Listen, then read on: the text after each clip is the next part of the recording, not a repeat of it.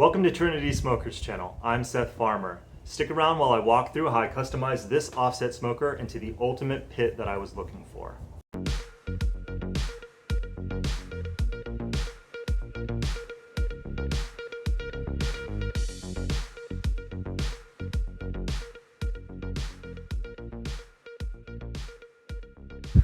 So this all started years ago when I inherited an offset smoker from my grandfather, fixed it up, and it was great. It took all day to cook something, and there was a huge learning curve, so I quickly went to the dark side and got a pellet smoker.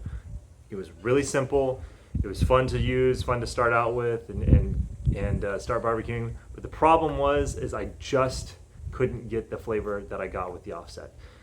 So what I did is I went on a mission to search out and seek if there's anything that would fit my needs. I couldn't find it, and so that's the reasoning behind why I customized this offset the way I did. And I'll show you now all the features so you can understand the obsession that I've had for quite a while to try to figure out the best barbecue I can possibly get.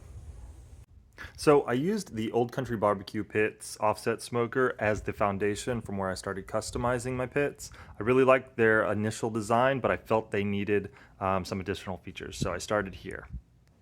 And so here is the fully welded hopper housing assembly. It is welded to the bottom of the firebox, and the pellet hopper attaches directly to that. I really like the Pellet Pro hopper assembly because it keeps the temperature very consistent within about 5 degrees up or down. It uses a PID controller, so proportional integral derivative. It's really great, and Smoke Daddy does a really good job, and that's why I use this pellet hopper housing assembly. Like with the traditional offset, you can burn wood in here by itself or charcoal, or you could just do the pellets by themselves because here's the burn pot right at the base. I like to use a combination of both because it keeps the fire going consistently, but I keep putting logs on here, wood on here, and so I get the maximum smoke flavor from burning real wood, as well as the temperature controlled from the PID controller attached to the pellet hopper. You're also able to move this grate here back and forward depending on how much fire you'd like from the pellets. If you'd like to move it off the fire, you can do that and have the wood on this side, or you can do more direct heat. I took out the baffle plate that forced the smoke and heat down so it would actually heat from the bottom up, and that's not what I wanted. I actually wanted the more traditional offset style to where the heat would rise immediately up, come across the grate level, and then out the smokestack. So that's why I decided to take the baffle plate out. Here are the 3 holes of the exhaust. This helps with good draw, good convection within the cooker, and then they come together in the center and go out a single stack at the top. That is a semi-insulated exhaust. It's a 4-inch tube that goes all the way down. It allows for really great draw.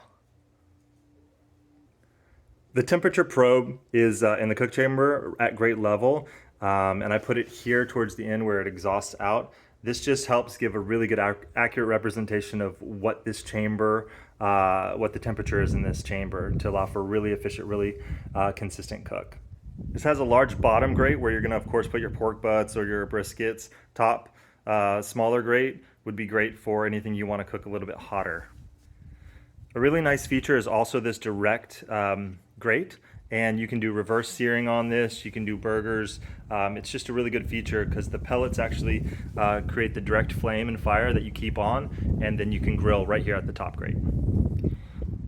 I was originally pretty disappointed with the wheels that they had on the original Old Country BBQ pits. Very difficult to move this around, so I changed them out for some fixed casters on the back and swivel casters in the front, and these are solid rubber wheels, so you can go off-road a little bit and they're easy to push around, and you're not going to have to worry about deflating at all.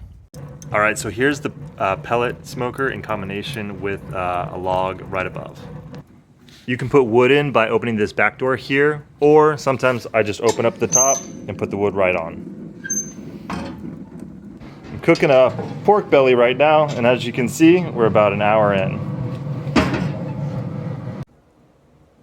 Alright, so that's pretty much it. Just wanted to show you some of the features. I'm sure I missed something, but I'm planning on making a few more videos about this smoker. In the description below is going to be my website, so you can reach out to me. Would love to hear your comments, would love to hear what you have to say about it. I make these smokers, I customize them, so if you're around in the Austin area or Central Texas area, these are available. I have some ready to go. So just reach out to me, and look forward to embarking on this adventure with you. All right, take care.